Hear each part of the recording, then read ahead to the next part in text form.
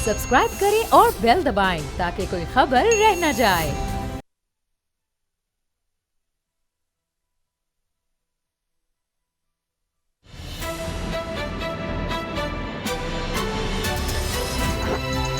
अब पता चला। बिस्मिल्लाहिर्रहमानिर्रहीम, अस्सलाम वालेकुम। मैं हूं मोहम्मद उसामा गाजी और आप देख रहे हैं अब पता चला। सहाफ़त में काम ये है कि लोगों की आवाज़ बना जाए, हकीकत लोगों तक पहुंचाई जाए। हुक्मरान क्या कर रहे हैं, क्या नहीं कर रहे, हर चीज़ लोगों के सामने रखी जाए। बोल न्यूज़ हमेशा से आवाम की आवाज़ बना है और इसी की सज़ा बोल न्यूज़ को दी जाती है। हुकूमत कोई भी हो, कोई भी हुक्मरान हो, जब भी हक सच की बात करेंगे, अवामी मसाइल पर बात करेंगे, हकीकत की तस्वीर सामने लेकर आएंगे, तो फिर हुक्मरान जब इंसान हो जाता है, जब उसके पास ताकत आ जाती है, तो किसे अच्छा लगता है। इसी तरह एक दफ़ा फिर बोल की नशरियात को बंद किया गया है बग़ैर कोई वजह बताए।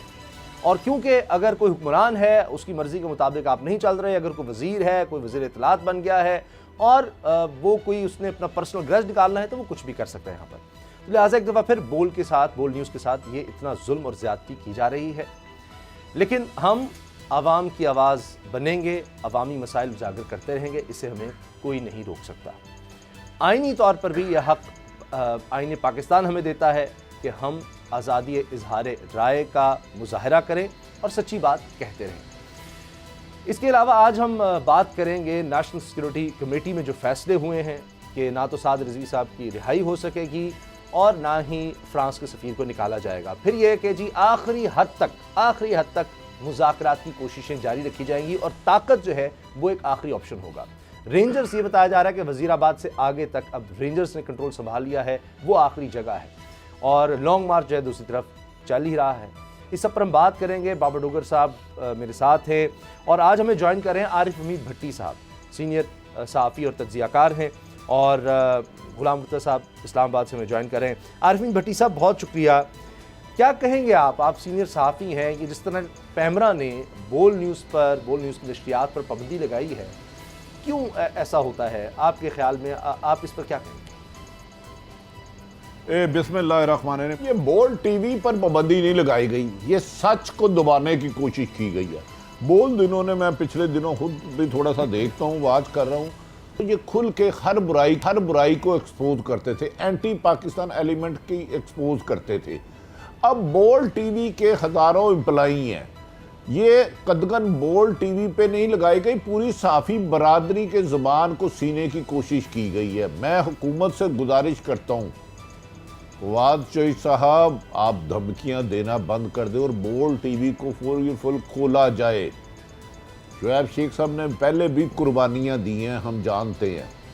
अगर इन्होंने बोल को ना खोला, पुरअमन एहतजाज का कानूनी और अखलाकी हम हक रखते हैं। ऐसा लग रहा है कि सहाफ़त पर ज़ियाउल हक दौर की सख्तियाँ आने वाली हैं, जिनका हम ना सिर्फ मुकाबला करेंगे बल्कि बोल टीवी को खुलाने तक जदोजहद जारी रखेंगे। अगर इनके चेहरे पर अपने दाग लगे हैं तो दागों को ख़त्म करें। भट्टी साहब, कल कैबिनेट की मीटिंग हुई, इसमें फवाद चौधरी ने प्राइम मिनिस्टर इमरान खान को बोल के हवाले से गुमराह किया, मिसलीडिंग खबर दी।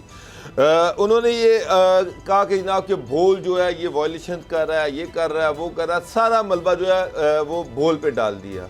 तो ये लग रहा है कि जैसे फवाद चौधरी बोल के ख़िलाफ़ अपना बुग़्ज़ और अपनी जो उनका एक बुग़्ज़ है, एक हसद है बोल के ख़िलाफ़, वो निकाल रहे हैं। क्योंकि समी इब्राहिम साहब के साथ आपको पता है जो एक हिस्ट्री है, उसकी लड़ाई जो है वो प्राइम मिनिस्टर के सामने लड़ी जा रही है और प्राइम मिनिस्टर को गुमराह किया जा रहा है।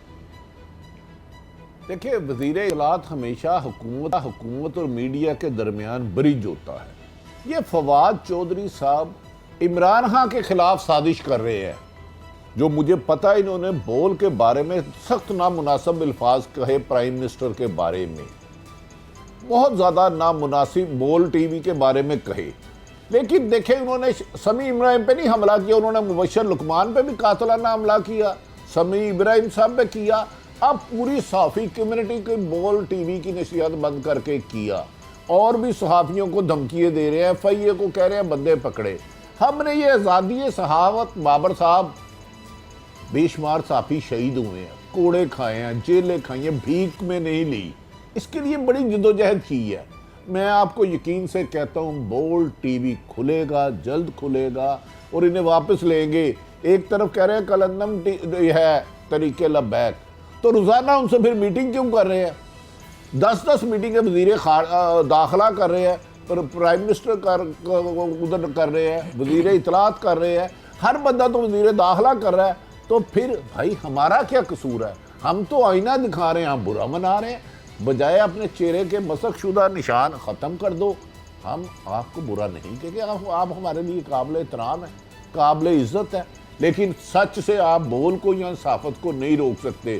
اگر بول کے کسی ورکر, کسی اور صحافی پر حملہ کیا گیا, فواد چودھری پر ہم مقدمہ درج کرائیں گے. یہ ہماری پیش کی FIR ہے. سپریم کورٹ سے ہم گزارش کرتے ہیں کہ ہمارے چند صحافیوں کی زندگیوں کو خطرہ ہے. انہیں فواد چودھری صاحب مختلف طریقوں سے دھمکیاں دے رہے ہیں. ہماری گزارش ہے کہ ہم دھمکی نہ دیں گے, نہ دینا چاہتے ہیں, نہ دینا ہمارا فرض ہے, لیکن سچ بولنے سے بعد نہیں آئیں گے. اگر کسی کا جانی یا مالی نقصان ہوا تو ہم ان پر مقدمہ درج کرائیں گے. میری اس بیان کو درخواست ہی سمجھی جائے. اور بول کے کسی ورکر کو نقصان ہوا, مالک کو نقصان ہوا, ٹی وی کو نقصان ہوا, تو وہ پوری صحافی برادری, چاہے چاروں صوبوں میں, چاہے وہ بلوچستان میں رہتی ہے, KPK میں رہتی ہے, سندھ میں, پنجاب میں, ہم سب ایک آواز ہو کر انشاءاللہ تعالی باہر نکلیں گے. بھٹی صاحب, میں آپ سے جاننا چاہوں گا, جس طرح سے ہم رپورٹرز دیکھتے تھے, دی رپورٹرز میں آپ تھے, سمیع ابراہیم صاحب تھے, صابر شاکر صاحب تھے, آپ لوگوں نے یہ ایک انیشیٹو لیا گزشتہ گورنمنٹ کو ایکسپوز کرنے کا اور پاکستان تحریک انصاف کو سامنے لانے کا. میں یہ محسوس کرتا ہوں بھی ایک جرنلسٹ کہ آپ نے ان کا جس حد تک تینوں لوگوں نے ساتھ دیا ہے, شاید یہ اگر آپ کے پاؤں دھو کر بھی پیتے بمائے وزیر اعظم اور بمائے تمام کیبنٹ کہ ان کو آپ یہاں تک لے آئے, اور آج آپ ہی وہ لوگ سوائے صابر شاکر صاحب کے باقی تقریباً تمام جرنلسٹ زیر عتاب ہیں, اور ان کو تھریٹننگ کالز بھی آ رہی ہیں. ان کو مختلف دوستوں کی جانب سے, دوستوں کے ذریعے سے بتایا جا رہا ہے کہ آج آپ کے خلاف کارروائی ہو سکتی ہے, آج آپ کو گرفتار کیا جا سکتا ہے. کیسا محسوس کرتے ہیں آپ اس سارے پورے ایپیسوڈ کو, جو 5 سال سے آپ نے ان کی تعریفیں کی ہیں؟ دیکھیں, پہلے سیاست کی خدمت اور عبادت, اب حکومت ہو گئی ہے تکبر اور غرور. ایک یاد رکھ لیں, یہ سب ٹی ویوں کی باری ہے. یہ آج جو چھپ رہے ہیں نا, نہیں بول رہے, ایک میری بات یاد رکھ لیں, حکومت میں قوت برداشت ہے ہی نہیں. یہ چھوٹی چھوٹی بات پہ نالاں ہو جاتے ہیں. یہ اختلاف رائے کو یہ غداری کہہ دیتے ہیں, نعوذ باللہ. ہم محب وطن ہیں, کیا بول سے زیادہ یہ محب وطن ہے؟ کیا میرے اور آپ سے زیادہ یہ محب وطن ہے؟ اس طرح یہ میڈیا کا جس طرح گلا دبانا چاہ رہے ہیں, جس طرح پاکستان میں میڈیا کو خاموش کرنا چاہ رہے ہیں, یہ ان کے روحانی آقا ضیاء الحق کی بھی خواہش تھی. وہ بھی کامیاب نہیں ہوئی, اور یہ بھی کامیاب نہیں ہوگی. ہم زبان سے اپنی اظہار کرتے ہیں یا قلم سے رائے دیتے ہیں. ہم نہ پتھر پکڑتے ہیں نہ تلوار پکڑتے ہیں. ہمارا کام اپنی رائے دینا ہے, بغیر خوف اور لالچ کے سچ کہنا ہے, اور یہ کرتے رہیں گے. اور بہت جلد, آج ہم نے بابر صاحب, آپ سے بھی گزارش ہے, میٹنگ بلائی ہے صحافیوں کی, جو XPUJ کے صدر رہے ہیں, پریس کلب کے صدر رہے ہیں, سیکٹری رہے ہیں, اور موجودہ باڈی کی. ہم بول پر جو پابندی لائی گئی ہے اس پہ عمل بنائیں گے, اور ہمیں ضرورت پڑی تو ہم PM ہاؤس کے بعد جا کے دھرنا دیں گے. اس کے لیے ہم نے مشاورت پورے ملک میں شروع کر دی ہے. اور کیونکہ یہ اسی ایک ٹی وی پر بھی ہوا, حالی بول نہیں کسی اور پر بھی ہوا, تو اختلاف ہم پورا جی بھٹی صاحب, بالکل اس میٹنگ کو میں کروں گا, میں بھی وہاں پر آؤں گا انشاءاللہ, اس پہ اسٹریٹجی بنائیں گے. بٹ ہاں, لیکن یہ جو فواد چودھری صاحب ہیں, یہ جو پریس کانفرنسز میں اوپنلی کھلے طریقے سے میڈیا کو, سوشل میڈیا کے جو جرنلسٹ ہیں ان کو دھمکیاں دے رہے ہیں, ان کو کہہ رہے ہیں کہ اپنا قبلہ درست کر لیں, آپ کو جناب آپ کو نشان عبرت بنا دیا جائے گا. FIA کی جانب سے صحافیوں کی لسٹیں تیار کی جا رہی ہیں. اور دوسری طرف شیخ رشید جو وزیر داخلہ ہیں, آج ان سے جب پریس کانفرنس کے درمیان پوچھا گیا کہ جناب بول کو کس نے بند کیا ہے, تو انہوں نے کہا جی فواد چودھری سے جا کے بات کریں. یہ منسٹر اتنے پاورفل ہیں, یہ چینلز کو بند کر رہے ہیں, یہ جرنلسٹوں کو دھمکیاں دے رہے ہیں. بابر صاحب مجھے شیخ رشی پہ بڑا دکھ ہے. وزیر داخلہ وہ ہیں, ایف آئی اے لسٹ بنا رہی ہے اور وہ کہہ رہی ہیں وزیر اطلاعات کو پہنچے, یہاں وہ ریزائن دے دیں. دیکھیں یہ مناسب نہیں ہے. شیخ صاحب پرانے پولیٹیشن ہیں, چلے فواد چودھری تو مشرف صاحب کے ساتھ بھی تھے, پیپلز پارٹی کے ساتھ بھی تھے, اور ہو سکتا ہے آنے والی حکومت کے ساتھ بھی ہوں. مجھے بڑا دکھ ہے, مجھے افسوس ہے کہ یہ وزیر اعظم عمران خان جو آزادی صحافت کی بات کرتے تھے 2014 جتنی ان کو کوریج ملی, پاکستان میں اگر کسی نے سب سے زیادہ روڈ بلاک کیا ہے پورے پاکستان میں 1947 سے لے کے آج کی تاریخ تک, تو وہ تحریک انصاف ہے جس نے 126 دن دھرنا دیا. وہ روڈ بلاک تھا ڈی چوک اسلام آباد. اب لبیک نے صحیح کیا ہے یا غلط کیا ہے, ہم تو انہیں کوریج ہی نہیں کر رہے. ہمیں تو آپ نے تشدد ہمارے گردن پہ انگوٹھا رکھا ہوا ہے. تو لہذا ہماری وزیر اعظم عمران خان صاحب, آرمی چیف قمر جاوید باجوہ صاحب محترم اور چیف جسٹس سے گزارش ہے کہ وہ صحافیوں پر اس قدغن کے سلسلے کو روکیں. اور فواد چودھری ہمارے خلاف نہیں, وزیر اعظم عمران خان کے خلاف سازش کر رہے ہیں. ہمارے لیے فواد چودھری صاحب, ہم ان کے لیے بھی سچ کہیں گے. لیکن صاحب نیشنل سیکورٹی کمیٹی کا اس میں جو فیصلے ہوئے ہیں اس پر آپ کیا کہیں گے کہ سعد رضوی صاحب کو رہا نہیں کیا جائے گا, فرانسیسی سفیر کو بھی نکالا نہیں جائے گا, اور اب سب معاملات رینجرز کے حوالے کر دیے جائیں گے, یعنی پولیس تو گئی, تو آپ کیا کہیں گے اس پر؟ دیکھیں ایک تو یہ پنجاب حکومت کی ناکامی ہے. خود عمران خان صاحب نے جب لانگ مارچ کیا تھا اسی جی ٹی روڈ سے گئے تھے. وہ فلائنگ گیئر لگا کے نہیں گئے تھے, جہازوں پر نہیں گئے تھے, ہیلی کاپٹروں پر نہیں گئے تھے. یہ اسی روڈ پہ سے گئے تھے, اسی روڈ پہ بند ہوا تھا, اسی ریٹ پہ ہزاروں رکاوٹیں تھیں. تو ہماری ایک گزارش ہے کہ مجھے یقین ہے رینجر فوج پاک فوج ہے بیسیکلی, تو پاک فوج دشمن کے لیے گولی چلانے کے لیے ہوتی ہے. دشمن کو, بھارت کو, اپنی عوام پہ کبھی گولی نہیں چلاتی. ہم آرمی چیف سے گزارش کرتے ہیں خدارا اس معاملے کو مذاکرات سے حل کریں. حکومت کی اس نااہلی کا پاک فوج, میرا یقین ہے کہ پاکستان کی عوام پر گولی نہیں چلائیں گے, کیونکہ وہ ہماری فوج ہے, ہم ان کے ہیں. یہ حکومت کی نااہلی کی سزا ان کو کیوں لے, یہ تو ان کے بارے میں بہت کچھ کہتے رہے ہیں. تو میرا نہیں خیال کہ رینجر ان کے کہنے پہ استعمال ہوگی. آپ نے جس طرح سے سارا یہ بتایا کہ تمام صحافتی تنظیمیں بھی احتجاج کے لیے تیار ہیں اور باقی جو لوگ ہیں وہ بھی احتجاج کریں گے, پی ایف یو جے بھی, آر آئی یو جے یہاں اسلام آباد سے بھی کریں گے, کہ آپ سمجھتے ہیں کہ فواد چودھری صاحب کا رویہ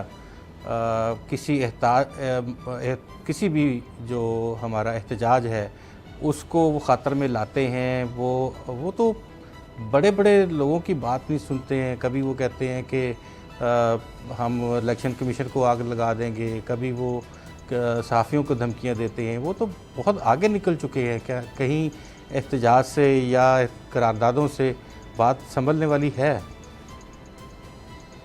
دیکھیں منسٹر بھی کنفیوز ہے, حکومت بھی کنفیوز ہے. اسی طریقے لبیک کالندم کے دھرنے پہ شاہ محمود قریشی گئے. وزیر اعظم صاحب کا بیان خود موجود ہے جو انہوں نے ان کی حمایت میں کہا.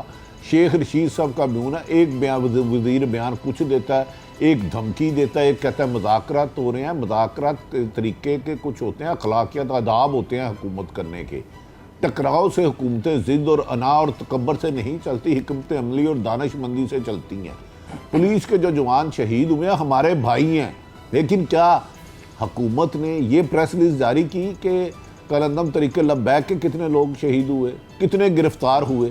پولیس کے پہ نہیں پتھراؤ ہونا چاہیے, احتجاج ہونا ہی پرامن چاہیے. پرتشدد احتجاج کی کوئی صحافی دنیا میں نہیں کر سکتا, لیکن صحافت پر قدغن لگانا.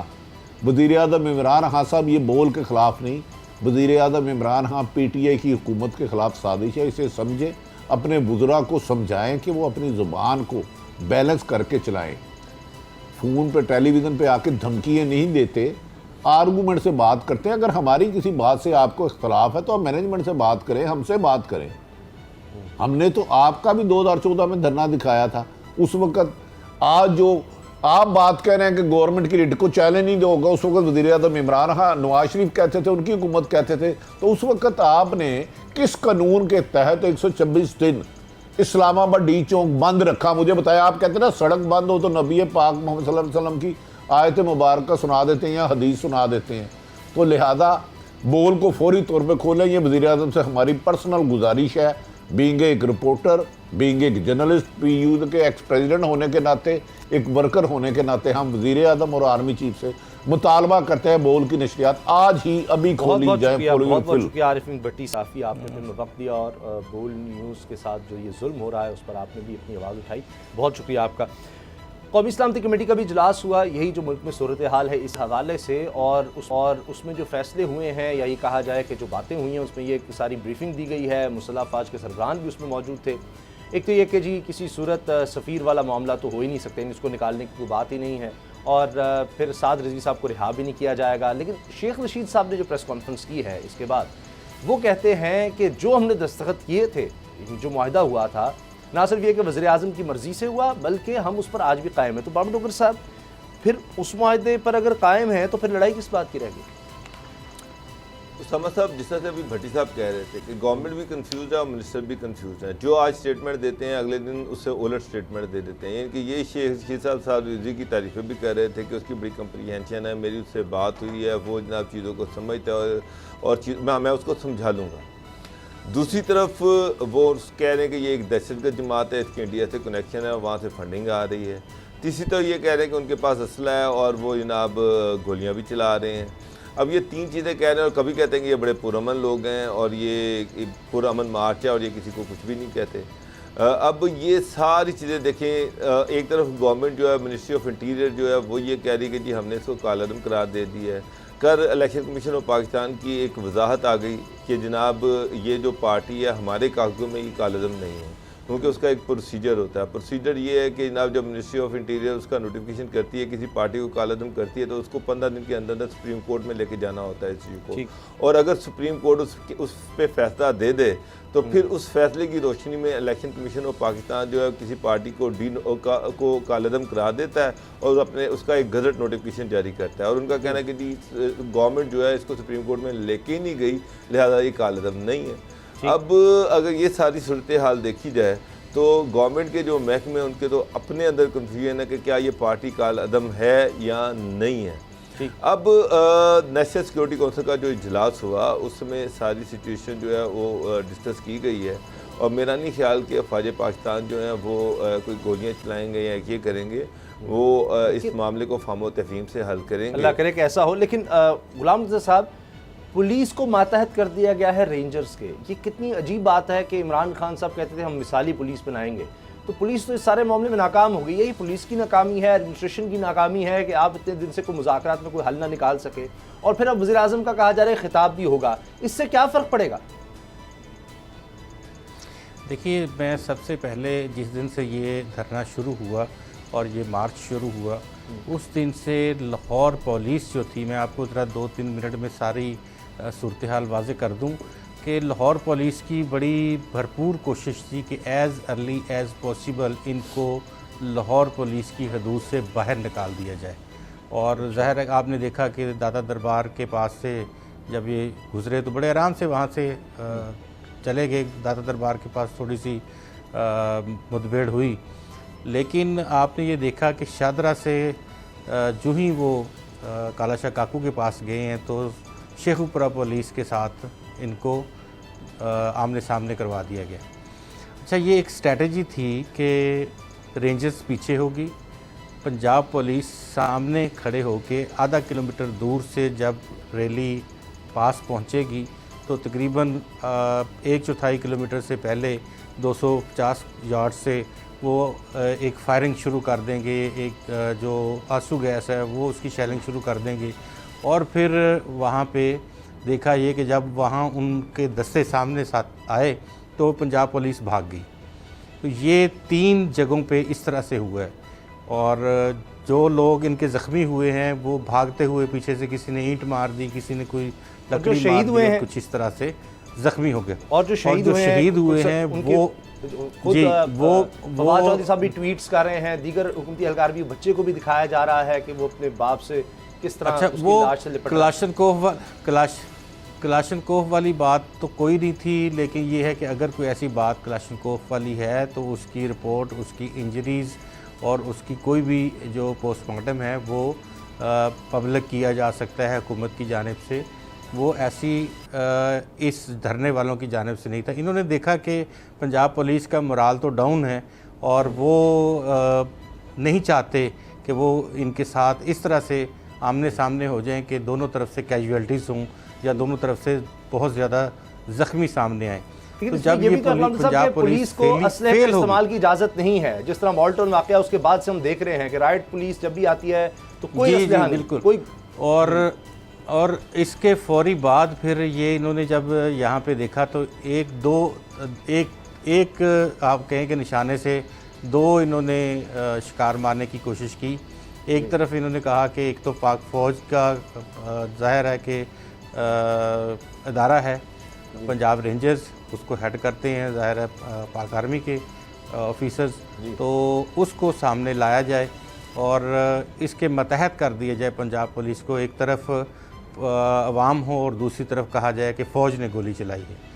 یہ اس طرح کا کام جو ہے وہ کرنے کی کوشش کی گئی ہے. لیکن آج کی میٹنگ کے نتائج جو ہیں اگر آپ ان کو سامنے مد نظر رکھیں، کل ایک میٹنگ ہوئی تھی بہت اہم طریقے کی، اس کو دیکھیں تو آج رات تک بات چیت مذاکرات کے ذریعے سے حل کرنے کی بھرپور کوشش کی جائے گی اور یہ تقریباً آپ کہہ سکتے ہیں کہ +90% چانسز ہیں کہ یہ کامیابی سے ہمکنار ہو جائیں گے. اور یہ نظر یہ آ رہا ہے کہ جو چناب کے پل سے پہلے خندق اور ریڈ زون ڈکلیئر کیا گیا ہے جہاں پہ بینرز لگے ہوئے ہیں، ایک ریڈ لائن لگا دی گئی ہے کہ اس کو کراس کرنے والے کو گولی مار دی جائے گی، یہ نہ کیا جائے. یہ وہاں تک پہنچنے کی شاید نوبت نہ آئے. اور اگر یہ جلوس وہاں تک چلا گیا تو یہ بھی میں بتا دوں کہ رینجرز جو ہے وہ سرے عام گولیاں نہیں چلائے گی. اچھا چلیں، آپ نے تو یہ ہے. ہم بریک لیتے ہیں اور بریک کے بعد بات کریں گے کہ کس طرح سے بھارت اب اس وقت مسلمانوں کی قتل گاہ بن گیا ہے. ایک چھوٹی سی لغزش، کوئی بھی اگر آپ نے ایسا کچھ کر دیا، حتیٰ کہ اگر پاکستان کے جیتنے پر خوشی منا دی، ابھی افغانستان اور پاکستان کا میچ ہو رہا ہے، اگر کسی مسلمان نے بھارت میں اس پر بھی خوشی منائی تو اس کے خلاف بھی یعنی قتل سے بھی بڑھ کر دہشت گردی، ہمیشہ کے لیے اس کی زندگی ختم. بریک کے بعد بتاتے ہیں.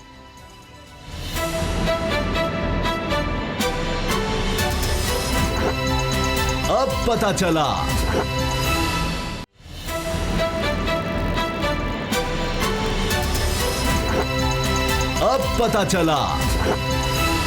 بھارت میں ایک دفعہ پھر مسلمانوں کا قتل عام کیا جا رہا ہے. بھارتی ریاست تریپورہ میں مساجد کو آگ لگا دی گئی ہے، مسلمانوں کے گھروں کو آگ لگائی گئی ہے، وہاں پر مسلمانوں کو قتل کیا جا رہا ہے. اور اسی طرح آپ نے دیکھا دہلی میں دارالحکومت میں یہی ہوا تھا، مسلمانوں کو اس طرح سے قتل کیا گیا تھا. اب یہ ایک عام بات ہو گئی ہے. جیسے جیسے وقت آگے بڑھ رہا ہے، قائد اعظم رحمۃ اللہ علیہ کی سوچ ہمیں اور زیادہ نظر آتی ہے کہ بالکل صحیح تھی. سلام پیش کرنے کو دل کرتا ہے، روزانہ ہم ان کا شکریہ ادا کریں تو یہ بھی میرا خیال ہے کم ہوگا کہ انہوں نے سوچ لیا تھا کہ یہ وقت آئے گا اور وہ اسی دن سے شروع ہو گیا. لیکن اب تو اور زیادہ بڑھتا چلا جا رہا ہے، مسلمانوں کے لیے کوئی جگہ وہاں نہیں رہی.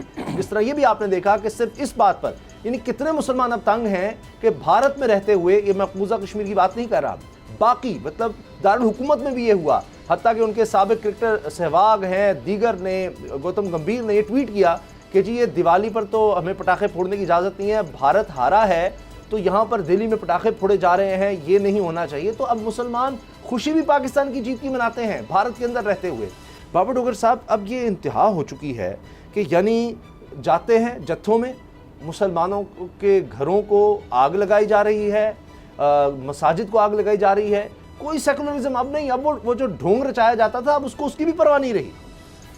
اسامہ صاحب، انڈیا پہ جو سیکولرزم کی چھاپ تھی، مودی کی ہندوتوا جو پالیسی ہے اس نے اس کو ختم کر دیا ہے. اب بھارت ایک انتہا پسند ہندو اسٹیٹ بن چکا ہوا ہے جہاں پر اقلیتوں کے لیے کوئی جگہ نہیں ہے. آپ مسلمانوں کی بات کریں، वहाँ पे सिखों के साथ जो हो रहा है आपके सामने है। उनको तकरीबन 3-4 महीने हो गए हैं, वो सारे प्रोटेस्ट पे हैं, बेचारों को मारा जा रहा है, पर्चे काटे जा रहे हैं, उनके अजीबोगरीब लॉज बनाए जा रहे हैं, माशी तौर पर उनको बदहाल किया जा रहा है। कश्मीर को एक जेल बनाया हुआ है, वहाँ पर बांग्लादेश के साथ जो उनका जो इलाके लगते हैं वहाँ पर देख ले, वहाँ पर बंगाली मुसलमान जो हैं उन पर जुल्म सितम किया जा रहा है। पीछे एक पूरा एक गांव के लोग जो हैं उनको मार दिया गया इसलिए कि वो सिर्फ मुसलमान थे और बंगाली थे, और उनको कहा जी यहाँ तो बांग्लादेश वापस चले जाओ या फिर मरने के लिए तैयार हो जाओ। तो भारत में ओपनली स्टेट परपिट्रेटेड ये टेररिज्म हो रहा है अक़लियतों के साथ। अफसोस ये है कि दुनिया आंखें बंद करके बैठी हुई है।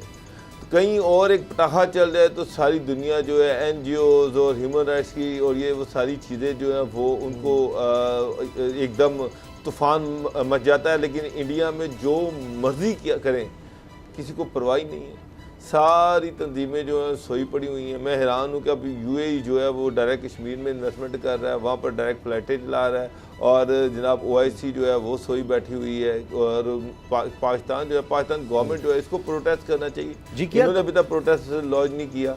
दफ्तर खारजा की तरफ से ये बयान जारी किया गया है कि ये भारतीय रियासती मशीनरी अब इस्तेमाल हो रही है, क्योंकि आपने देखा कि वहाँ जब मुसलमान किसी को कत्ल किया जाता है तो पुलिस ना सिर्फ खामोश तमाशाई बनती है बल्कि खुद वो इस चीज़ को हवा दे रही होती है। वही चीज़ जो 2002 में गुजरात में देखा गया, यही दफ्तर खारजा की तरफ से बयान भी जारी हुआ है।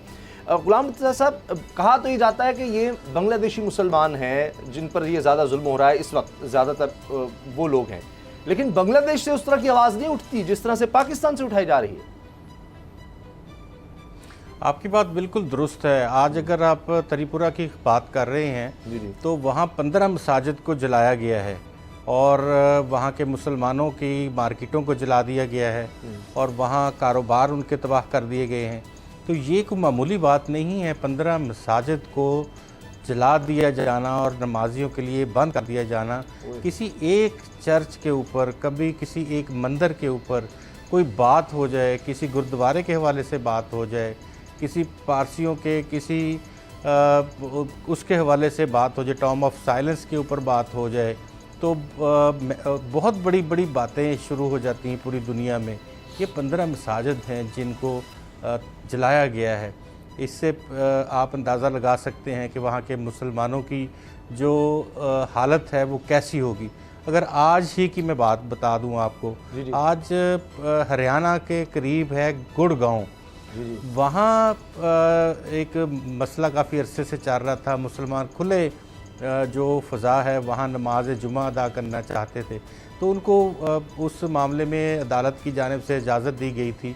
आज वो नमाज अदा कर रहे थे तो हिंदू बलवाइयों ने उनके ऊपर हमला कर दिया। ये हरियाणा और उसके साथ गुड़गांव है, उसकी मैं बात आज के वाक़े की कर रहा हूँ। वहाँ उधर उन्होंने नमाज अदा करने के लिए खुतबा शुरू किया तो वहाँ हरे राम हरे कृष्णा अपने भजन जो थे वो उन्होंने गाने शुरू किए, तो नमाज में खलल डाला, नमाजियों को मारा पीटा, नमाज नहीं पढ़ने दी, मौलवी के साथ बदतमीज़ी की। तो ये वो एक चेहरा है भयानक और स्याह जो कि इस लिहाज से हमें बजरंग दल वाले या विश्व हिंदू परिषद वाले या RSS जिसको हम कह सकते हैं वो ये अपना आप दिखा रहे हैं। ये पूरी दुनिया में मजहबी आज़ादियाँ जो हैं वो मौजूद हैं और अक़वाम मुत्तहिदा के चार्टर में ये बात मौजूद है कि हर हाल में हर मज़हब के लोगों को उनकी अपनी मर्ज़ी के साथ, अपनी आज़ादाना मर्ज़ी के साथ वो अपने मज़हब की प्रैक्टिस कर सकते हैं। और उनको जिस तरह से अभी आप देखें कि आज हमारे chief justice of Pakistan justice गुलजार जो हैं वो कराची में थे और वहाँ मंदिर में कुछ तजावज़ात लोगों ने की हुई थी। उन्होंने स्पेशली उस मंदिर के हवाले से ये कहा कि यहाँ से मार्की भी उठाई जाए और यहाँ से जो सरकारी दफातर कुछ बेशक आर्जी बनाए गए हों इनको हटा दिया जाए। इस मंदिर को बिल्कुल साफ़ सुथरा उसी तरह असल हालत में इसको रिस्टोर किया जाए और उनको टाइम दिया है कुछ मुख्तसर सा। सही। और इसके अलावा आप जान सकते हैं कि चकवाल में जो मंदिर था उसकी रिस्टोरेशन के हवाले से आपने किस तरह हमारी सुप्रीम कोर्ट ऑफ पाकिस्तान ने डे टू डे बेसिस के ऊपर हेयरिंग भी की, अहकामात जारी किए DC चकवाल को और बाकी तमाम लोगों को।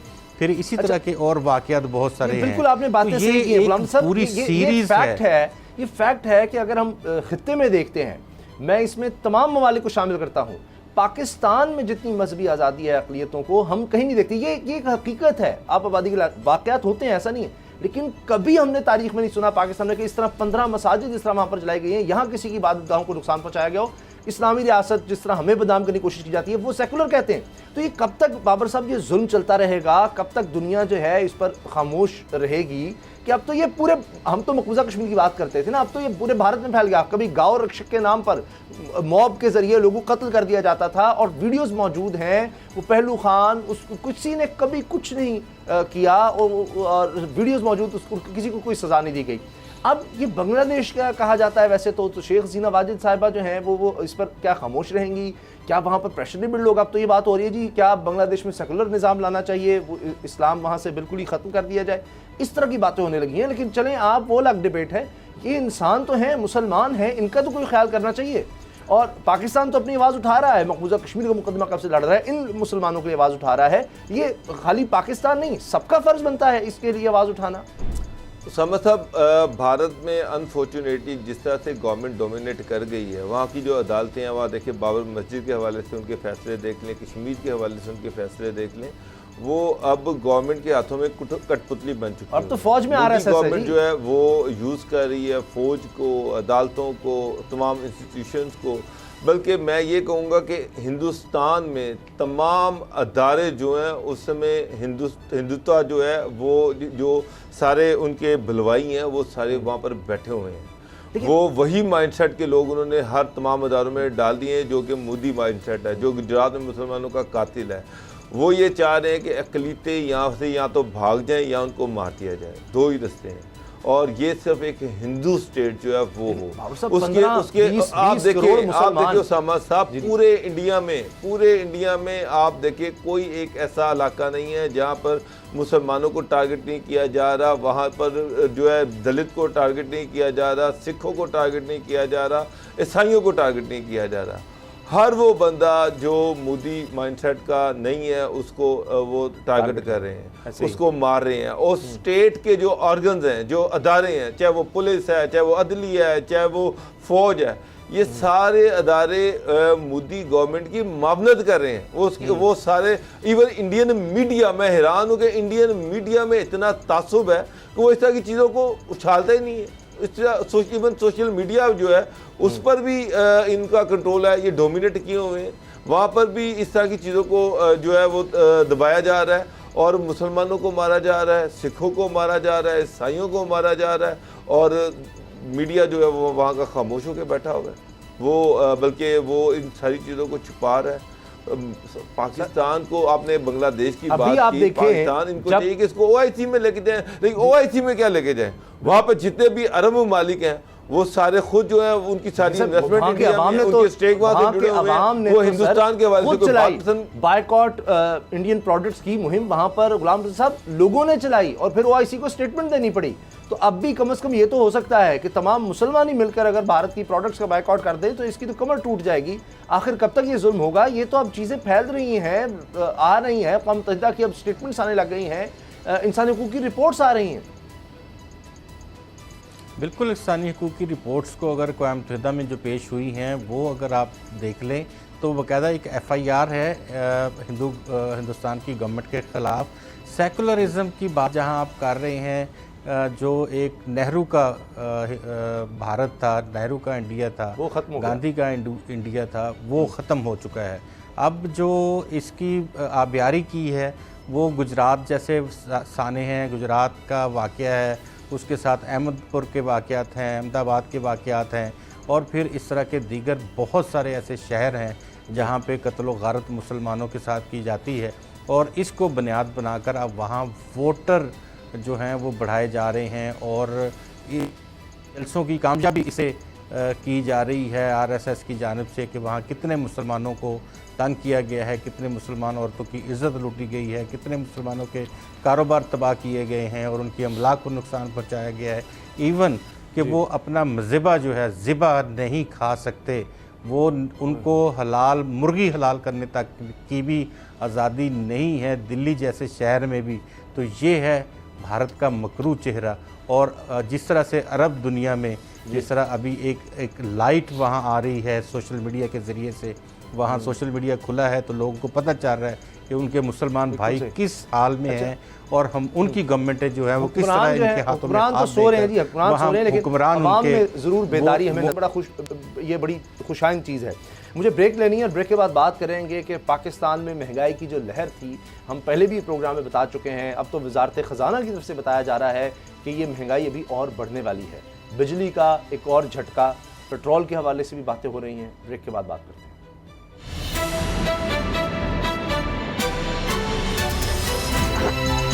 अब पता चला।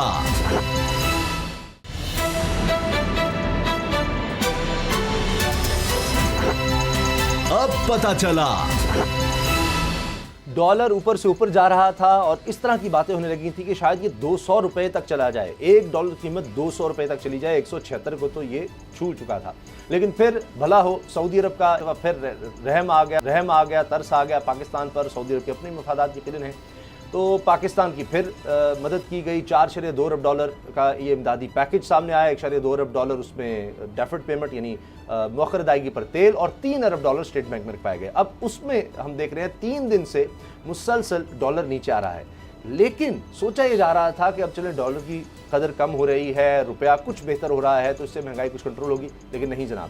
وزارت خزانہ کی طرف سے کہا جا رہا ہے کہ مہنگائی بھی کوئی جلدی کم نہیں ہونے والی، 6 مہینے کا وقت دیا جا رہا ہے، تو 6 مہینے تک آپ کو جھٹکے لگنے ہیں۔ ابھی 1 نومبر سے پیٹرول پھر مہنگا ہونے کی بات کی جا رہی ہے، اللہ کرے گا عالمی مارکیٹ میں کوئی بہت زیادہ نیچے چلا جائے تو شاید ریلیف مل سکے، لیکن بجلی جو ہے وہ تو جھٹکا لگانے والی ہے۔ حکومت نے درخواست کر دی نیپرا سے 1.39 روپے فی یونٹ بجلی کی قیمت میں اضافہ کر دیا جائے۔ اب مجھے یہ سمجھ نہیں آتی بابر ڈوگر صاحب کہ جب یہ شوکت ترین صاحب وزیر خزانہ بنے تھے، اور ابھی تو مشیر خزانہ ہے، میں ان کو وزیر خزانہ کہہ گیا، تو تب جب یہ آئے انہوں نے کہا کہ جی ہم نے گروتھ کی طرف جانا ہے۔ وہ جیسے حفیظ شیخ صاحب جو ہے ان کو تو ایسے دھتکارا گیا کہ پتہ نہیں وہ ولن تھے، پاکستان کی ساری بربادی کی وجہ حفیظ شیخ صاحب تھے، تو انہوں نے کیسے معاہدہ کر لیا؟ اور یہ خبریں آئیں کہ جی ان کو ہٹائی اس لیے گیا کہ انہوں نے 4 روپے انہوں نے کہا کہ جی نومبر تک ہم نے لے کر جانی ہے قیمت فی یونٹ بجلی کے اوپر، IMF سے معاہدہ کر لیا۔ کر تو یہ بھی وہ رہے ہیں، تو آ کر کہا کہ جی یہ تو ہو ہی نہیں سکتا، کسی صورت نہیں ہے، تو ہم نے بتا دیا۔ سر کرتے کرتے وہ اتنا ہی لے گئے ہیں، ہر 15 دن کے بعد، مہینے بعد انہوں نے روپیہ 2 روپے بڑھا کر بات تو وہیں پہنچ گئی ہے۔ اسامہ صاحب جب شوکت ترین آئے تھے تو جو انہوں نے بجٹ پیش کیا اس کے بعد پریس کانفرنس میں انہوں نے کہا کہ جی کوئی اضافی ٹیکس نہیں لگے گا۔ آپ کو یاد ہے ریپیٹڈلی مختلف پریس کانفرنس میں انہوں نے کہا کہ کوئی ٹیکس نہیں لگے گا، یہ ایک ٹیکس فری بجٹ ہے۔ جب سے بجٹ آیا اس وقت سے لے کے ابھی تک آپ دیکھ لیں 3-4 مہینے گزرے، ان 4 مہینوں میں چیزوں کی قیمتیں کہاں سے کہاں چلی گئیں، بجلی کی قیمتیں کتنی بڑھیں، پیٹرول کی قیمتیں کتنی بڑھیں، گیس کی قیمتیں کتنی بڑھیں، مگر ڈالر کتنا اوپر چلا گیا۔ ایک تو یہ کہتے ہیں ٹیکس نہیں لگے گا، اوپر سے یہ ٹیرف پہ ٹیرف بڑھائی جا رہی ہیں، لوگوں کی زندگی جو ہے جیرن کیے جا رہے ہیں۔ آج میں سن رہا تھا فواد چودھری کی پریس کانفرنس، اور وہ یہ کہہ رہا تھا کہ جناب بڑی مشکل سے اکانومی اب ٹھیک ہو رہی ہے، تو ہم کسی کو اجازت نہیں دیں گے اکانومی کو تباہ کرے۔ یہ پچھلے 3 سال سے ہم سن رہے ہیں کہ جناب اکانومی اب ٹھیک ہو رہی ہے، اکانومی پہیے پہ چل پڑی ہے، اکانومی جو ہے وہ پٹری پہ چل پڑی ہے، اکانومی اب بہتر ہونے لگی ہے۔ جب یہ کہتے ہیں کہ اکانومی بہتر ہونے لگی ہے، اس کے بعد چیزوں کی قیمتیں بڑھنا شروع ہو جاتی ہیں، اس کے بعد لوگوں کی جو مشکلات ہیں مزید بڑھ جاتی ہیں۔ لیکن اکانومی ٹھیک نہیں ہوئی، یہ اپنے اشاریے دے دیتے ہیں، کبھی یہ کہتے ہیں کہ ساری دنیا میں ابھی بھی پاکستان سستا ملک ہے، بعد میں جب انٹرنیشنل جو فگرز آتے ہیں سامنے اس میں پتہ چلتا ہے کہ جناب مہنگائی میں ہم 40ویں نمبر پر ہیں اور 4تھے نمبر پر ہیں۔ تو اسامہ صاحب یہ میرا مطلب مجھے تو سمجھ ہی نہیں آئی کہ اس گورنمنٹ کی کون سی، یہ جس طرح سے اس سارے ایشو کو ہینڈل کر رہے ہیں۔ آج منسٹر ایک سٹیٹمنٹ دیتا ہے، دوسرا منسٹر کوئی اور سٹیٹمنٹ دیتا ہے، تیسرا منسٹر کوئی اور سٹیٹمنٹ دیتا ہے۔ جب تک عبدالرزاق داؤد ترین صاحب اور یہ ایک پورا ایک گینگ، یہ پورا کارٹل جو ہے یہ وہاں پر بیٹھا ہوا ہے، لوگ عام آدمی کی زندگی میں میں سمجھتا ہوں کہ کوئی بہتری نہیں آئے گی۔ لیکن یہ بھی ابھی جو پریس کانفرنس کی تھی حماد اظہر صاحب کے ساتھ شوکت ترین صاحب نے، اس میں غلام رضا صاحب انہوں نے کہا تھا کہ IMF سے میں آپ کو بتا رہا ہوں کہ ایک آدھی کوئی چیز رہ گئی ہے، باقی بالکل ان کے ساتھ جو ہے نا ہماری ڈیل آلموسٹ فائنل ہو چکی ہے۔ تو یہی ایک آدھ چیز رہ گئی تھی۔ ابھی 2 نومبر کو اب فیصلہ ہونا ہے کہ جی یہ نیپرا نے بجلی کی قیمت بڑھانی ہے نہیں، لیکن ایک اس میں بتا دوں کہ 200 یونٹ بجلی استعمال کرنے والے صارفین پر اس سے کوئی فرق نہیں پڑے گا. تو یہ ایک سہولت ضرور ہے. اب یہ ہے کہ بس کم سے کم بجلی استعمال کریں. غلام مرتضیٰ صاحب دیکھیے آپ کو میں تقریباً کو دوسری تیسری مرتبہ یہ بتا رہا ہوں کہ ڈالر پیرٹی کے اوپر آئل پرائسز نے جانا ہے پاکستان کی. IMF کے ساتھ یہ ہماری شرائط طے ہیں. $1 = 1 لیٹر یہ ہونا ہے, اور 50 روپیز پر یونٹ تک بجلی نے جانا ہے. وہ 2023 سے پہلے جائے گی. یہ جو آپ کو ٹرینچ ملنے گی, اگر یہ کامیابی سے ہمکنار ہو جاتے ہیں تو آپ ضرور دیکھیں گے کہ 30 روپے فی یونٹ تک بجلی نے بڑھنا ہے. 2 3 4 روپے کر کے ہر مہینے میں ڈالا جائے گا, اور یہ آپ کو 2023 میں ان کی حکومت کے اختتام سے پہلے ان کا پروگرام ختم ہوگا.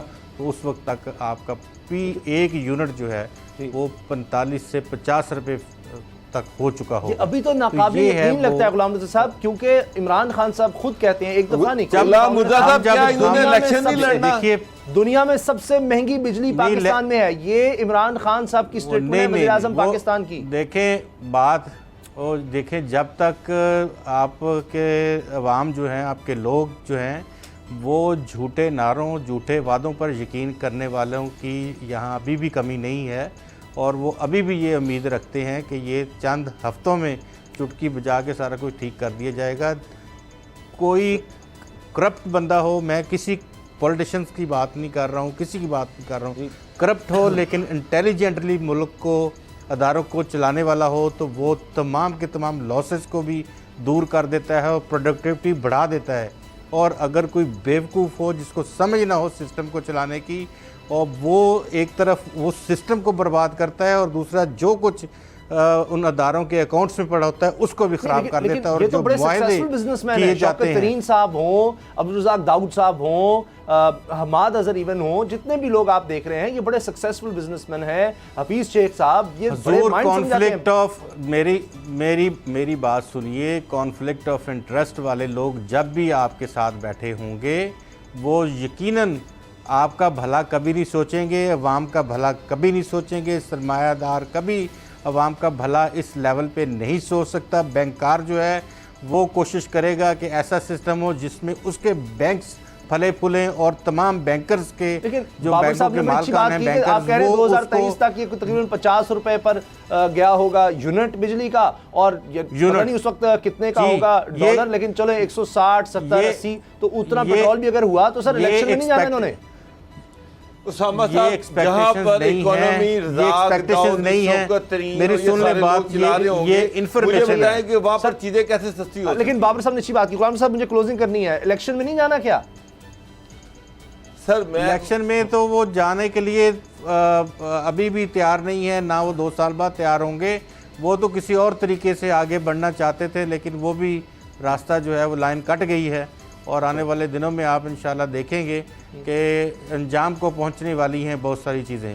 لیکن دیکھیے کوئی بھی گورنمنٹ میں آتا ہے تو اگلی گورنمنٹ بنانے کے لیے آتا ہے. کون اس طریقے پہ میں ایسے کر جو مجھے نہیں آگے الیکشن جیتنا. یہ تو سارے ٹیکنیکل لوگ جو ہیں وہ ساری یہ گورنمنٹ چلا رہے ہیں, الیکٹڈ بندے تو ہیں ہی نہیں. اچھا, الیکٹڈ بندوں کو ڈیسیژن میکنگ میں شامل کرنا چاہیے. پروگرام دیکھنے کا بہت بہت شکریہ, اجازت دیجیے, اللہ حافظ.